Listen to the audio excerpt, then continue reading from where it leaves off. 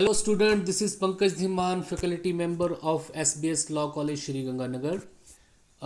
Today we are going to start our next topic of the Constitution of India, that is a relationship between the fundamental rights and the directive principle of the state.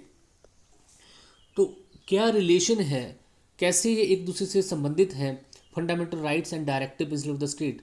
तो fundamental rights तो आपने पढ़े, part 3 में बताए गए हैं। Enforceable by court है। Different right आपने पढ़े जो आपकी एक ऑल ओवर डेवलपमेंट के लिए बहुत ही इंपॉर्टेंट है। लेकिन directive principle of the state अभी तक आपने नहीं पढ़े हैं। तो आपके बॉवेल लॉ सीरीज में directive principle of the state तो है नहीं। आप चाहें तो इनको कॉन्स्टिट्यूशन की बुक में देख सकते हैं, लेकिन ये क्या होते हैं और इनका क्या रिलेशन है, मैं यहाँ पे आपको जो है जरूर कोशिश करूँगा इसको क्लियर करने की। तो directive principle of the state जो है ये भी राइट्स हैं जो कि कॉन्स्टिट्यूशन के पार्ट 4 में दिए गए हैं। तो फंडामेंटल राइट पार्ट 3 में है, directive principle of the state जो है वो पार्ट 4 में है। अब इनको directive principle of the state क्यों बोला जाता है? क्योंकि यहाँ पे कॉन्स्टिट्यूशन ऑफ इंडिया स्टेट को कुछ डायरेक्शंस देता है, कुछ गाइडलाइन देता है, कुछ वहाँ पे राइट्स देता है जिनको देना जो है स्टेट की जो है जिम्मेवारी होगी। स्टेट जब भी उनके पास ऐसी पॉसिबिलिटी होगी या उतने वो इनफ स्ट्रांग हो जाएंगे अपनी अपनी कैपेबिलिटी के अकॉर्डिंग, वो उन राइट्स को प्रोवाइड करने की कोशिश करें जो पार्ट 4 में directive principle of the state के अंडर दे रखे हैं। देखिए आर्टिकल 36 से लेके 51 तक जो है ये सारे जो है directive principle of the state है। आर्टिकल 14 से लेके 35 तक कहीं ना कहीं जो है फंडामेंटल राइट्स की बात की गई है। बेसिकली जो राइट्स हैं वो आर्टिकल 14 से लेकर 32 तक है।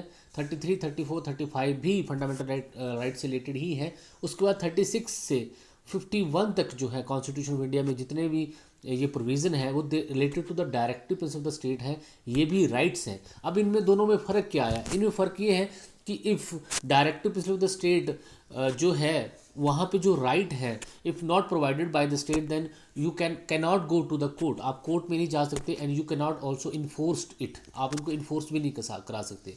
रैदर देन आपने फंडामेंटल राइट्स देखे, अगर उनकी वायलेशन होती है या फिर जो है इनफ्रेगमेंट होती है उन राइट्स की, तो आप सीधा कोर्ट को अप्रोच कर सकते हैं। आपको कोई इलीगली अरेस्ट करता है, इक्वालिटी नहीं होती है या फ्रीडम्स नहीं मिलती हैं, freedom of speech and expression नहीं मिलता है, असेंबली बनाने की फ्रीडम नहीं मिलती है, एसोसिएशन बनाने की फ्रीडम नहीं मिलती है, या फिर आपको किसी टेरिटरी किसी पार्ट में रहने नहीं दिया जाता है, कहीं पे आपको ट्रेड नहीं करने दिया जाता है, या फिर बिना किसी कारण के अरेस्ट कर लिया जाता है, या फिर राइट ऑफ लाइफ में पर्सनल लिबर्टी वहाँ पे नहीं मिलता है, मेडिकल ट्रीटमेंट नहीं मिलती है, एजुकेशन नहीं मिलती है, या फिर रिलीजन से रिलेटेड राइट्स वहाँ पे नहीं मिलते हैं, कल्चर राइट, एजुकेशनल राइट नहीं मिलते हैं, तो आप सीधा सुप्रीम कोर्ट को या हाई कोर्ट को अप्रोच कर सकते हैं आर्टिकल 32 एंड 226 के अंडर। लेकिन directive principle of the state में आर्टिकल 36 से 51 तक जो राइट दे रखे हैं उनकी इन्फोर्समेंट के लिए आप कोर्ट में नहीं जा सकते हैं। इसलिए इनको डायरेक्शन बोला गया कि ये डायरेक्शन है जो कि स्टेट को फॉलो करनी है। इन राइट्स को देना जो है स्टेट की जो है एक मॉरल रिस्पॉन्सिबिलिटी है। अपने अपने इकोनॉमिक जो उनकी समर्थता है, जितने वो स्ट्रांग है, उस हिसाब से इन राइट्स को देने की कोशिश करें, लेकिन कोर्ट इनको इन्फोर्स नहीं करा सकती है। ये दोनों में फ़र्क है। तो आप अगर वहाँ पे राइट्स देंगे तो आपको राइट्स को आप 3 पार्ट में डिवाइड कर सकते हैं। इकोनॉमिक राइट है वहाँ पे, उसके बाद आपके पास सोशल राइट्स हैं, देन लिबरल राइट्स ही वहाँ पे हैं। अब यहाँ पे सोशल राइट देखिए, इंडियन कॉन्स्टिट्यूशन के अंडर शुरू से ही ये बात रही कि राइट टू वर्क जो है, काम करने का अधिकार क्या फंडामेंटल राइट्स में रखा जाए। बहुत ज़्यादा इस पे जो है वहाँ पे डिबेट्स हुए, सेमिनार्स हुए, फाइनली जो है कॉन्स्टिट्यूशन ऑफ इंडिया के अंडर राइट टू वर्क जो है फंडामेंटल राइट में नहीं रखा गया। आप सोचिए कि अगर फंडामेंटल राइट में राइट टू वर्क होता तो that is the responsibility of the government to provide jobs to the people, लेकिन उस टाइम पे ये राइट जो है फंडामेंटल राइट में ना रख के उसको डायरेक्टिव प्रिंसिपल स्टेट में रखा गया, जो कि फिर मैंडेटरी नहीं रह जाता है स्टेट के लिए। क्योंकि उस टाइम पे सभी ने बोला कि इतना स्टेट अभी जो है इतने स्ट्रॉन्ग इनफ नहीं है, उनकी इकोनॉमिक एक्टिविटीज़ इतनी ज़्यादा नहीं है, और अगर ये पार्ट रखा गया तो फिर कहीं ना कहीं जो है प्रॉब्लम क्रिएट्स हो जाएंगी। तो उस टाइम पे ये राइट नहीं रखा गया, स्टिल जो है आज तक जो है राइट नहीं है। मनरेगा आपने देखा, मनरेगा एक कोशिश की गई थी जिसमें जो है 100 डेज़ की जॉब की जो गारंटी वहाँ पे दी गई थी। तो इस तरीके से फिर डायरेक्टिव प्रिंसिपल स्टेट में इकोनॉमिक राइट दिए गए हैं। इकोनॉमिक राइट में क्या है मैं आपको बताता हूँ, जहाँ पे equal work, equal pay for equal work होना चाहिए, राइट टू वर्क होना चाहिए, छुट्टी का प्रोविज़न होना चाहिए, रेस्ट इंटरवल्स होने चाहिए, जैसे 8 घंटे काम किया तो 4 घंटे के बाद आधे घंटे या घंटे का रेस्ट होना चाहिए। उसके बाद जो है हॉलीडेज़ होनी चाहिए, लीव्स होनी चाहिए, कैश लीव्स होनी चाहिए, स्टैंडर्ड ऑफ लिविंग जो है बढ़ाना है, मेल और फीमेल को इक्वल अपॉर्चुनिटी देनी है जॉब की, उनकी पेमेंट भी जो इक्वल होनी चाहिए, फीमेल के लिए मैटरनिटी बेनिफिट्स वहाँ पे होने चाहिए, स्टैंडर्ड ऑफ लिविंग को बढ़ाना है, मैनेजमेंट में मौका देना है लेबरर को। ये सारे राइट जो हैं इकोनॉमिक राइट में आर्टिकल 36 से लेके 51 तक लिखे गए हैं। इसके अलावा वहाँ पे बड़े सारे सोशल राइट भी हैं जिनको गांधीयन राइट भी बोला जाते हैं। SC ST की प्रमोशन करना है, बैकवर्ड क्लासेस की प्रमोशन करना है, पंचायती राज को बढ़ावा देना है, या फिर जुडिशरी को एग्जीक्यूटिव से अलग करना है।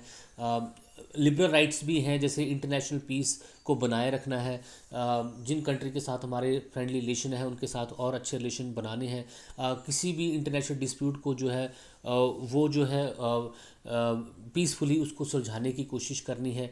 तो ये सारी चीज़ें जो, हाँ सबसे बड़ी बात UCC यूनिफॉर्म सिविल कोड लाने की कोशिश करना है। यूनिफॉर्म सिविल कोड के बारे में आप सुना रखा होगा कि हमारे इंडिया में अलग अलग कंट्रीज अलग अलग रिलीजन के लिए अलग अलग लॉ हैं, तो वो किसी आई थिंक किसी स्टिग्मा से कम नहीं है। तो सभी कंट्री के लिए एक ही फैमिली लॉज, एक ही तरीके के जो है लॉ होने चाहिए, UCC होना चाहिए जैसे गोवा में है। तो ये सारी चीज़ें जो है directive principle of the state में लिख रखी है, क्योंकि इनको जो है मानना या इनको करना स्टेट की पॉलिसी पे डिपेंड करता है, क्योंकि कॉन्स्टिट्यूशन ने उनको बाइंड नहीं कर रखा है। तो फिर यहाँ पे ये चीज़ें, लेकिन ऐसा नहीं है, इसमें से बड़ी सारी चीज़ें हैं जो गवर्नमेंट जब भी लॉ बनाती है तो इन राइट्स को ध्यान में रख के लॉ बनाती है। तो आई होप आपको directive principle of the state समझ में आ गया होगा ये क्या होता है। तो ये कुछ गाइडलाइंस हैं जो कि कॉन्स्टिट्यूशन जो है हर एक स्टेट को देता है कि उनको ये सारे राइट्स जो दिए गए हैं इन पे काम करना चाहिए, लेकिन ये इन्फोर्सेबल नहीं है। अब यहाँ पे मैं इसकी थोड़ा सा part 4 of the constitution mention about the directive of the state. Several time question arise that the similarity क्या है, रिलेशन क्या है इनमें। तो part 3 and the directive under part 4 and what are the difference between the if any. तो हमने इनका relation देखना और डिफरेंस देखना। अब पहले डिफरेंस देख लेते हैं। Firstly we should consider the difference between the fundamental rights and directive principle. The biggest difference is that their implementation. We know that the fundamental rights are enforceable by court, जैसे मैं आपको पहले बता चुका हूँ। If any fundamental rights of any person is breached, then he can present a petition to writ the Supreme Court and High Court. अगर किसी person के राइट जो है ब्रीच होते हैं वो डायरेक्टली अप्रोच कर सकता है सुप्रीम कोर्ट और हाई कोर्ट में, आर्टिकल 32 और 226 के under. The supreme court and high court are the custodian of fundamental rights. तो सुप्रीम कोर्ट और हाई कोर्ट मैंने आपको पहले बताया कस्टोडियन है फंडामेंटल राइट्स की, वहाँ पे फंडामेंटल राइट को प्रोटेक्ट करती है, वो राइट जो है उस पर्सन को दिलाती है। अब आ जाते हैं डायरेक्टिव ऑफ द स्टेट पे। But on the other hand directive of the state are not enforceable by court. Court के थ्रू इन्फोर्सिबल नहीं होते। मैंने पहले बताया कि कॉन्स्टिट्यूशन में बता रहा है कि ये सिर्फ डायरेक्शन है जो कि स्टेट को दी गई है, वो अपनी कैपेबिलिटी के अकॉर्डिंग को देने की कोशिश करेंगे, लेकिन that is not enforceable by court. आप कोर्ट में नहीं जा सकते हैं, आप रिट फाइल नहीं कर सकते हैं। They can not be implemented by court after 37 article 37 specified. Article 37 में साफ लिखा हुआ है provision lay down in the chapter directives of the state are not enforceable by any court but still they are element of the basic of the governance of the country. लेकिन फिर भी ये country की governance के लिए और ये state की ड्यूटी है कि वो इनको जो है लॉ मेकिंग, जब भी कोई लॉ बनाए, कोई वेलफेयर लेजिस्लेशन करे, तो इन एलिमेंट्स को ध्यान में रखे। देखिए लॉ मेकिंग आगे मैं आपको बताऊंगा कौन कौन सी लॉ मेकिंग जो है regarding directive of the state हुई है। और एक बार लॉ बन गया तो ऑब्वियसली बात है वो उसको हम अपना राइट मान के ही चलते हैं। तो ये आपके पास डिफरेंस हो गया। एक केस भी है, केस को बताते हैं। स्टेट ऑफ मद्रास में Champakam Dorairajan AIR 1951 supreme court का केस। Supreme court held that the contradiction arises between fundamental rights and directive then fundamental rights are superseded over the directive principle. तो हमेशा जो फंडामेंटल राइट्स हैं वो डायरेक्टिव प्रिंसिपल को सुपरसीड कर देते हैं when fundamental rights are enforceable by court, क्योंकि वो इन्फोर्सिबल बाय कोर्ट होते हैं। Directive principle of the state क्योंकि इन्फोर्सिबल नहीं होते हैं, इसलिए फंडामेंटल राइट जो है सुपरसेड करते हैं हमेशा। अब देखते हैं रिलेशन की बात। रिलेशन क्या है, तो बहुत स्ट्रॉन्ग रिलेशन है। The fundamental rights and directive principle although having above difference, क्योंकि आपने देखा ऊपर डिफरेंस है, are consider to be supplementary, लेकिन एक दूसरे के अनुपूरक हैं, एक दूसरे के बिना ये नहीं रह सकते हैं। हालांकि directive principle of the state जो है इन्फोर्सिबल बाय कोर्ट नहीं है, सिर्फ democratic state can not ignore, फिर भी इनको जो है इग्नोर नहीं किया जा सकता है।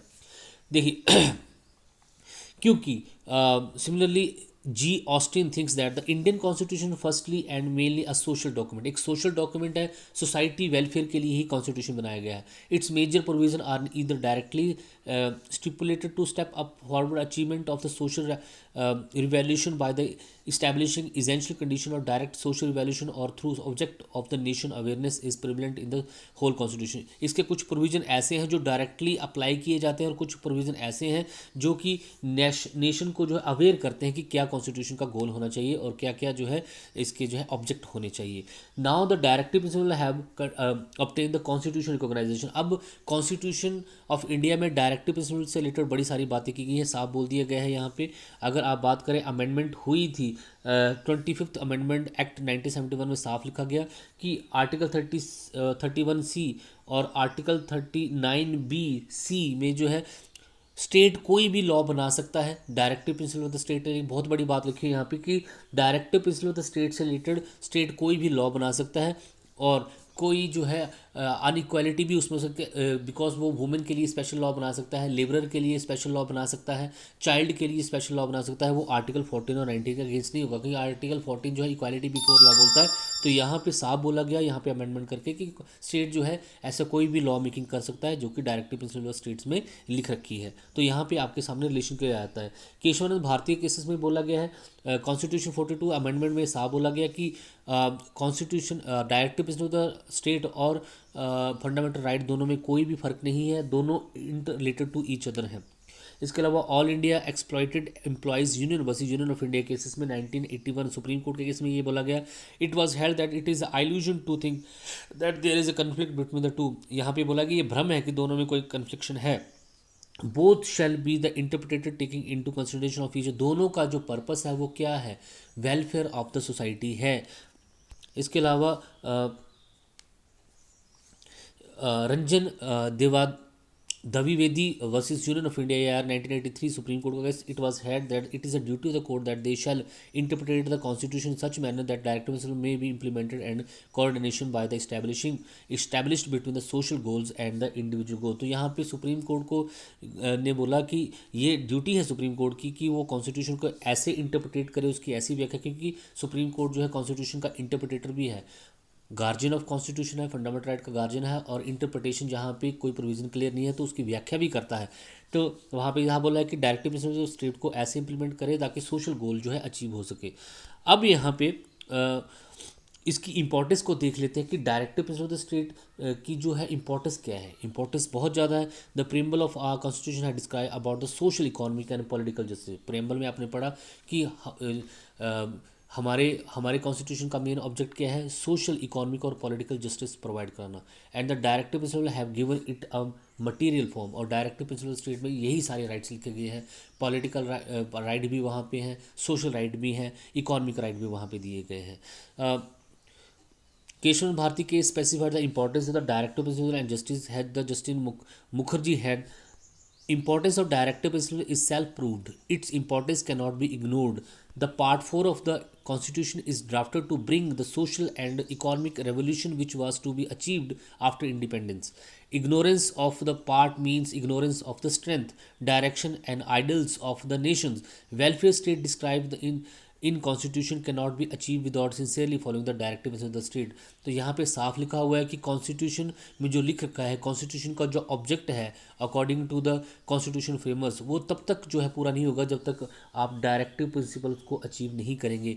डायरेक्टिव प्रिंसिपल स्टेट में क्या लिखा हुआ है, इकोनॉमिक राइट लिखे हुए. जब तक आपको इकोनॉमिक राइट्स नहीं मिलेंगे, आपको काम नहीं मिलेगा, आपको जो है इक्वल स्टेटस नहीं मिलेगा, वुमेन को प्रेगनेंसी लीव नहीं मिलेंगी, छुट्टियां नहीं मिलेंगी, हॉलीडेज़ नहीं मिलेगा, लेजिस फेयर जो इंटरवल्स नहीं मिलेंगे, स्टैंडर्ड ऑफ लिविंग को इंक्रीज़ नहीं किया जाएगा, स्पेशल मैनेजमेंट में पार्टिसिपेशन नहीं होगी, लेबर लॉ नहीं बनाए जाएंगे, तो कहीं ना कहीं देश का जो वेलफेयर स्टेटस है वो कंप्लीट नहीं हो सकता. अनफॉर्चुनेटली ये फंडामेंटल राइट्स में नहीं लिखे गए हैं, लेकिन डायरेक्टिव में स्टेट में लिखे गए हैं. और ये भी हमारे राइट है, ये भी जानते हैं कि इनको इन्फोर्स नहीं कराया जा सकता, लेकिन फिर भी 42nd अमेंडमेंट में और 371 की अमेंडमेंट में 25th अमेंडमेंट में साफ बोला गया कि स्टेट जो है वो राइट रखती है कि वो किसी भी डायरेक्टिव प्रिंसिपल ऑफ स्टेट की इम्प्लीमेंटेशन के लिए कोई भी लॉ मेकिंग कर सकती है. तो अब यहाँ पे हम देखेंगे कि क्या क्या लॉ मेकिंग जो है डायरेक्टिव प्रिंसिपल ऑफ स्टेट से कौन कौन से ऐसे सब्जेक्ट को उठा के हमारी पार्लियामेंट या स्टेट असेंबली ने लॉ बनाए हैं. और जब वो लॉ बन जाते हैं तो वो फिर जो है एक फंडामेंटल राइट की तरह ही काम करते हैं, फिर आप कोर्ट में जाकर उनको चैलेंज भी कर सकते हैं। तो directive principle of the state में से बड़े सारे मुद्दों पे ऑलरेडी गवर्नमेंट जो है बड़े सारे लॉ बना चुकी है, जैसे facilitate the adequate sources for the livelihood to the all children, सभी को आजीविका कमाने का मौका देना। तो गवर्नमेंट हर तरीके से कोशिश करती है कि उनको जो है कमाने का, अपनी लिवलीहुड आजीविका कमाने का मौका मिले। Distribution of ownership and control of material resources of the community to the common goods, तो ऑनरशिप सभी की होनी चाहिए, प्रॉपर्टी पे सभी का हक होना चाहिए सभी को। तो देखिए हमारे इंडिया में ऐसे बड़े सारे लॉ बने जहाँ पे लैंडलेस पीपल को ज़मीन दी गई, उनको भी जो गवर्नमेंट इंडिया के रिसोर्सेज हैं उन पे ऑनरशिप का राइट दिया गया। Decentralisation of sources of money and production, जो मनी और प्रोडक्शन को डिसेंट्रलाइजेशन किया गया। आपने देखा पंचायती राज यहाँ पे बनाया गया, पंचायती राज में लोकल अथॉरिटीज़ को पावर दी गई ताकि वो जो है वो भी एक डेमोक्रेसी का हिस्सा बन सके और वो भी लोकल मैटर्स को देख सकें। तो आपके पास पंचायती राज एक्ट जो है इसी पर्पज़ के लिए आया। Equal pay for equal work, जितने भी हमारे यहाँ पे गवर्नमेंट जॉब्स होती हैं, प्राइवेट जॉब होती हैं, वहाँ पे मेल और फीमेल को देख के जो है सैलरी डिसाइड नहीं होती है, मेल और फीमेल को दोनों को बराबर ही पे मिलती है। तो equal pay for equal work के लिए भी बड़े सारे लॉ इंडिया में बने। Protection of males children women from the exploitation, इसके अलावा फीमेल चिल्ड्रन और वुमेंस के लिए प्रोटेक्शन के लिए बड़े सारे लॉ बनाए गए। क्योंकि इस देखिए जैसे डोमेस्टिक वायलेंस एक्ट बना, डाउरी प्रोहिबिशन एक्ट बना, चाइल्ड मैरिज रिस्ट्रेन एक्ट बना बच्चों के लिए, या फिर मैटरनिटी एक्ट बना जहाँ पे वुमेन को जो है 6 मंथ की जो है प्रेगनेंसी लीव वहाँ पे दी गई। फ्री लीगल एड का कंसेप्ट आया, जिन लोगों के पास कानूनी लड़ाई लड़ने के पैसे नहीं है तो उनको गवर्नमेंट की तरफ से जो है एडवोकेट प्रोवाइड्स लॉयर्स प्रोवाइड किए जाते हैं। Just and human condition of work, जहाँ पे भी काम होता है वहाँ की कंडीशन जो है ठीक होनी चाहिए, सिक्योरिटी का लेबर का ध्यान रखना चाहिए। देखिए इसके अलावा public assistance during the unemployment old age, और पेंशन जितनी भी मिलती है वो सारे जो है ओल्ड एज में एक पब्लिक असिस्टेंट जो है गवर्नमेंट प्रोवाइड कराती है।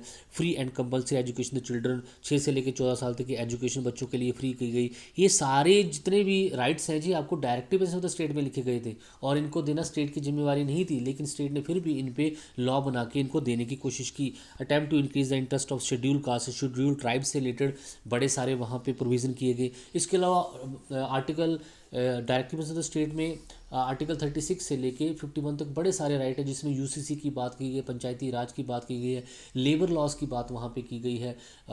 इसके अलावा राइट ऑफ वर्क की वहाँ पे बात की गई है। आप उनकी एक लिस्ट को वहाँ पे पढ़ सकते हैं। वो सारे राइट जो हैं उनमें से मैक्सिमम 50 या 60% राइट जो हैं वो गवर्नमेंट ने ऑलरेडी जो है लोगों को दे दिए हैं डिफरेंट एक्ट बना के। क्योंकि मैंने आपको बताया अमेंडमेंट 25 और amendment 42 of the Indian constitution में स्टेट को ये स्पेशल राइट्स दिए गए कि वो डायरेक्टिव प्रिंसिपल ऑफ स्टेट की इम्प्लीमेंटेशन के लिए जो भी लॉ मेकिंग करना चाहे, कोई भी कानून बनाना चाहे तो बनाए उन्होंने। पंचायती राज एक्ट बना, इसके अलावा labour act, trade union acts बने लेबर की वेलफेयर के लिए। इसके अलावा चाइल्ड मैरिज रिस्ट्रेन एक्ट बना। इसके अलावा SC ST के लिए कितने सारे एक्ट यहाँ पे बने हुए हैं। ये फंडामेंटल राइट्स में कहीं पे भी नहीं थे, ये डायरेक्टिव ऑफ द स्टेट में थे और ये इन्फोर्सेबल भी नहीं थे। उसके बावजूद स्टेट ने कॉन्स्टिट्यूशन को फॉलो करते हुए इन सभी चीज़ों पे एक्ट बनाए और हमें वो राइट सारे प्रोवाइड करे जो कि फंडामेंटल राइट्स में नहीं लिख रखे थे। Thank you so much, have a nice day.